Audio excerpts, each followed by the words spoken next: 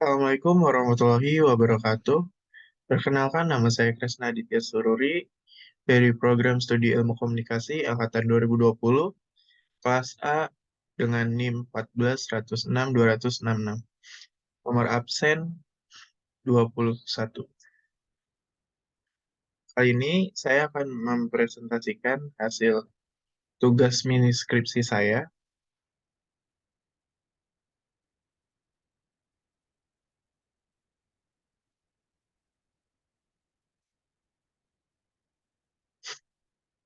Nah, dengan judul Pengaruh Video Konten Promosi TikTok It's Sambal terhadap daya beli masyarakat.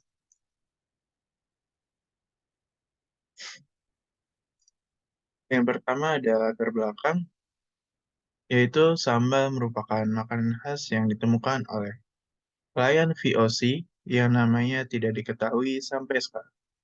Kebanyakan kuliner di Indonesia pada masa penjajahan Belanda biasa disajikan dalam keadaan tidak panas, dan para pelayan di masa VOC saling berlomba untuk merebut hati majikan dengan menyajikan kuliner yang bisa menggugah selera. Sejak saat itu, banyak sambal yang dibuat dengan bumbu rempah khas Indonesia yang terkenal dari ujung barat sampai ujung timur Indonesia, seperti sambal terasi, sambal dabu-dabu, sambal mata, sambal ijo, sambal bajak, sambal mangga, dan masih banyak lagi. Perubahan kehidupan masyarakat yang semakin maju telah mengubah kebutuhan masyarakat yang menginginkan segala sesuatu dalam bentuk instan. Termasuk juga kebutuhan sambal yang menyebabkan perubahan pada bentuk produk sambal dan rempah dalam bentuk instan. Sambal instan menjadi salah satu alternatif memasak yang praktis dan hemat waktu. Sambal instan adalah campuran dari berbagai macam bumbu dan rempah yang diolah dan diproses dengan komposisi tertentu. Terdapat dua jenis sambal instan, yang berbentuk pasta atau basah dan berbentuk kering atau bubuk.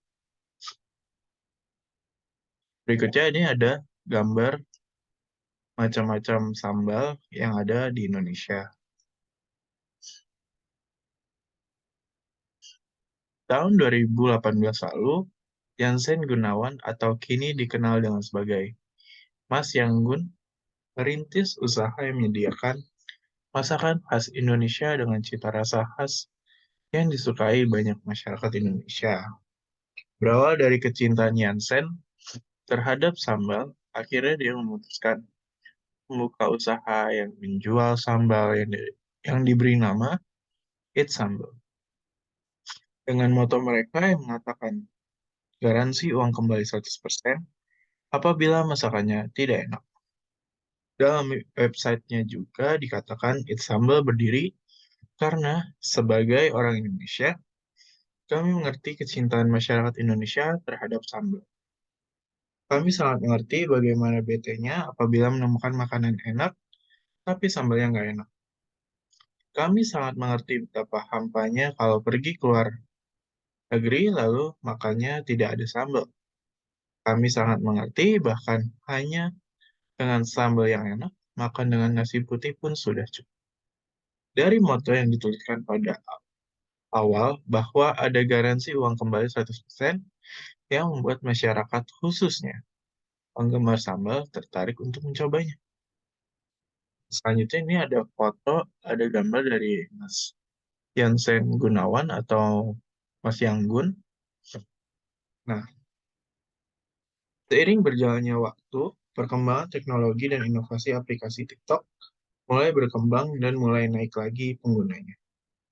Tahun 2020, Indonesia menjadi pasar kedua terbesar aplikasi TikTok di dunia pada tahun 2020. Melansir dari Statista, ada 22,2 juta pengguna aktif bulanan atau Monthly Active User (MAU). Aplikasi video pendek tersebut di tanah air. Pada tahun itu media sosial TikTok sedang ramai karena muncul video konten dari akun resmi It's Sambal yang unik dan menarik dalam melakukan promosi di TikTok. Konten-kontennya memiliki jumlah penonton yang tinggi, Eat Sambal merupakan UMKM yang menjual makanan berbasis online, yang melakukan branding dan marketing secara online. Eat Sambal percaya bahwa melakukan promosi lewat media sosial merupakan metode yang tepat untuk menarik minat masyarakat Indonesia. Mengingat hampir seluruh masyarakat Indonesia sekarang menggunakan media sosial untuk kehidupan sehari-hari. Nah, selanjutnya ini ada logo dari Eat Sambal, yaitu produk dari Mas Ensen Gunawan tadi. Nah, Sambal kerap melakukan promosi atau penjualan melalui media live di aplikasi. Sambil membuat sambal, pihak Eat Sambal menawarkan harga yang lebih terjangkau bila penonton membeli melalui live tersebut. Strategi ini cukup efektif untuk menarik masyarakat. Selanjutnya, kita masuk ke perumusan masalah. Dari latar belakang yang sudah dijelaskan, maka peneliti merumuskan masalah dalam penelitian kali ini, yaitu apakah terdapat pengaruh dari video konten TikTok It's Sambal terhadap daya beli masyarakat.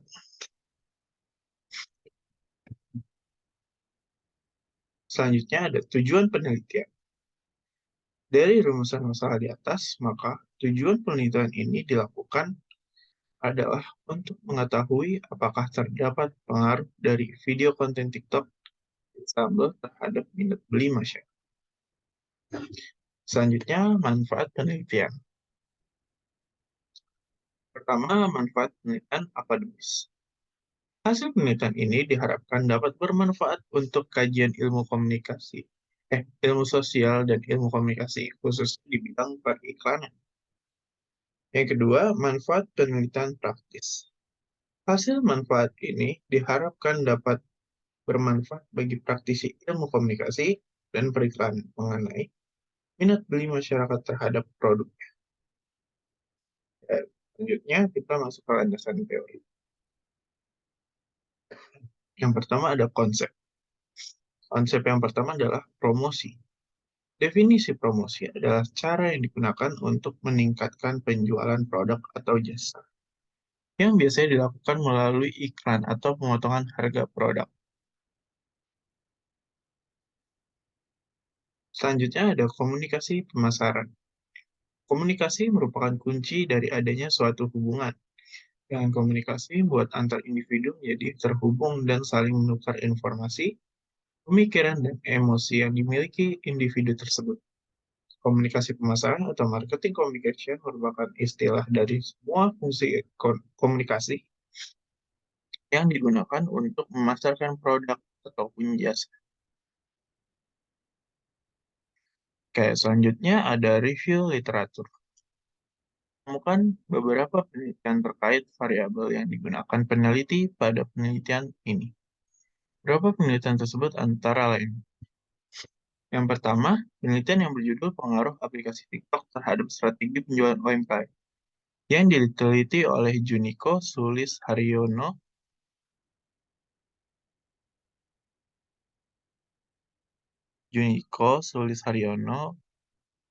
Nur Nurholis, Fani Indra Saputra, Cornelia Rosa Fitriandani.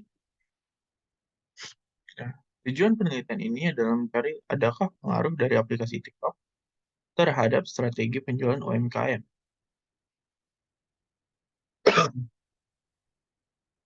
Oke, yang kedua, penelitian yang berjudul Konten TikTok untuk meningkatkan UMKM di masa pandemi COVID-19. Studi kasusnya Ruth Basic and Agatic Delks. Penelitian ini diteliti oleh Cindy Delicia dan Sinta Paramita.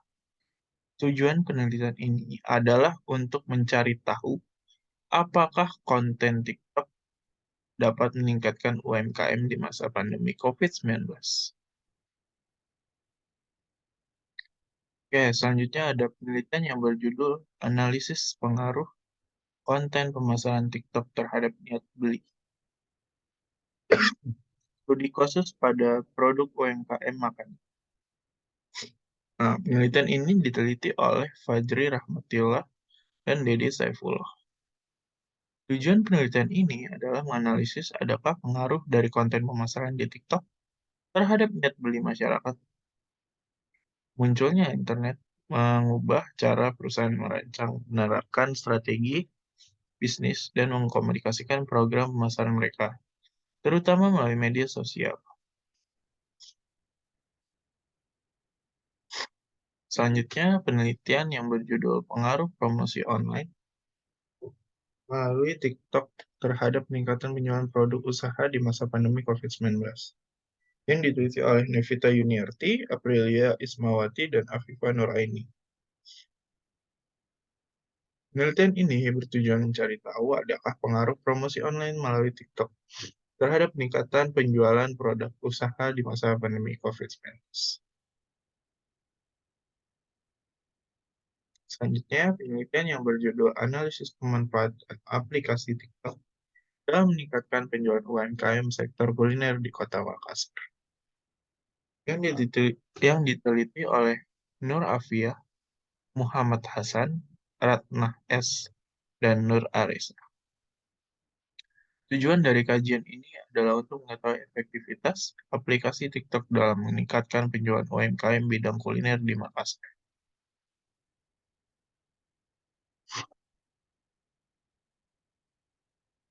Penelitian selanjutnya berjudul Pengaruh Penggunaan Aplikasi TikTok sebagai Media Promosi dan Tren Glow Up terhadap minat beli produk kecantikan. Nah, yang diteliti oleh Zayan Syafika Mumtaz dan Saino. Penelitian ini bertujuan menguji pengaruh aplikasi TikTok sebagai media promosi dan tren glow up terhadap minat beli produk kecantikan pada remaja kota Gresik. Oke, selanjutnya, penelitian yang berjudul Pengaruh Media Promosi TikTok dan Persepsi Harga Terhadap Minat Beli pada Bakso Serasimo, Boyolali, yang diteliti oleh Nurul Mawadah. Penelitian ini bertujuan untuk mengetahui satu pengaruh antara media promosi TikTok terhadap minat beli pada bakso Serasimo Boyolali. Yang kedua, pengaruh antara persepsi harga terhadap minat beli pada bakso Serasimo Boyolali. Yang ketiga, pengaruh antara media promosi TikTok dan persepsi harga secara bersama-sama terhadap minat beli pada bakso Serasimo Boyolali. Dan selanjutnya, ada efektivitas penggunaan media sosial TikTok sebagai platform pemasaran digital produk olahan buah Fruitifast dengan akun @hellofruitifast yang diteliti oleh Satika Azari dan Irfan Ardiansyah. Dalam memasarkan produknya, Fruitifast memanfaatkan digital marketing sebagai platform pemasaran online, khususnya di media sosial pada tahun 2020. Terdapat media sosial yang mengalami perkembangan pesat hingga menjadi terkenal di dunia, yaitu TikTok. Pengguna aplikasi TikTok di Indonesia mendominasi oleh kaum milenial. Fruitifast memanfaatkan TikTok sebagai media pemasaran dengan menghadirkan konten video menarik yang memungkinkan audiens TikTok untuk mencari tahu lebih lanjut tentang produk Fruitifast pada akun TikTok @hellofruitifast.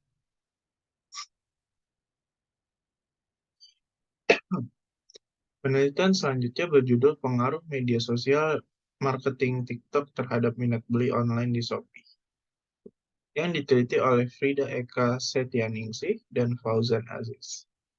Penelitian ini bertujuan untuk mengetahui pengaruh sosial media marketing terhadap minat pengguna TikTok melakukan pembelian online di Shopee.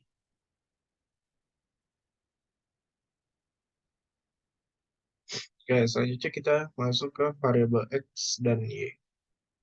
Nah, yang pertama promosi. Variabel variabel X dalam penelitian ini adalah promosi. Promosi adalah upaya untuk perkenalan, pemasaran, dan meningkatkan penjualan produk atau jasa.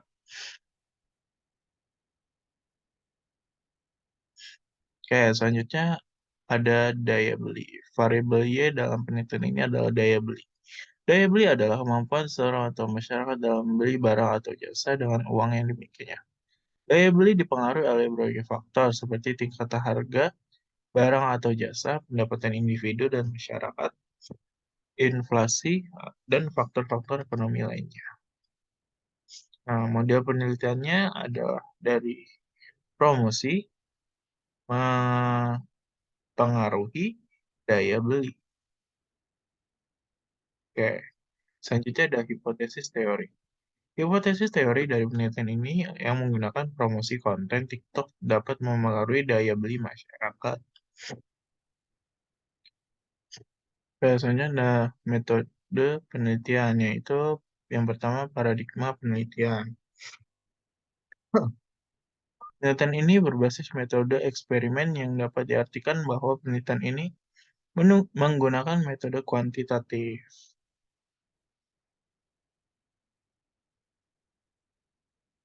Yang kedua ada pendekatan penelitian. Berdasarkan penjelasan yang dipaparkan oleh Creswell mengenai pendekatan kuantitatif, pada paradigma penelitian penulisnya menyimpulkan bahwa pendekatan kuantitatif adalah metode hasil penelitian dapat dijelaskan terhadap populasi sampel yang diambil secara random. Nah, penulis melihat bahwa pendekatan kuantitatif merupakan metode yang tepat penelitian pengaruh video konten promosi TikTok sambal terhadap daya beli masyarakat. Jadi ada metode penelitian. Nah, metode penelitian yang digunakan untuk pengaruh video konten promosi TikTok sambal terhadap daya beli masyarakat adalah dengan mengirim survei ke masyarakat guna mendapatkan sampel. Selanjutnya, ada populasi, sampel, dan teknik penarikan sampel. Yang pertama ada populasi. Menurut Maulana tahun 2021, sampel adalah bagian dari populasi. Jika populasi besar dan sumber daya, personal, keterbatasan waktu, dan lain membuat peneliti tidak mungkin mempelajari keseluruhan populasi. Dalam penelitian ini, populasinya adalah masyarakat yang menyukai sampel. Oke, selanjutnya ada sampel. Sampel merupakan sebagian jumlah dan karakteristik populasi sampel dianggap sebagai perwakilan dari populasi yang sedang diteliti. Sampel pada penelitian ini adalah 50 masyarakat penyuka sambal. Selanjutnya ada teknik penarikan sampel. Teknik penarikan sampel pada penelitian ini akan menggunakan probability sampling. Selanjutnya ada metode pengumpulan data. Metode pengumpulan data yang digunakan adalah menyebarkan angket agar mendapatkan contoh sampel penelitian. Selanjutnya ada metode analisis data. Analisis data univariate analisis data. Univariate adalah metode analisis statistik yang digunakan untuk menganalisis suatu variabel atau fitur dalam data.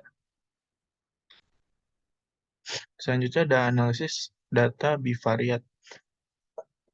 Adalah metode analisis statistik yang digunakan untuk menganalisis hubungan antara dua variabel atau fitur dalam data.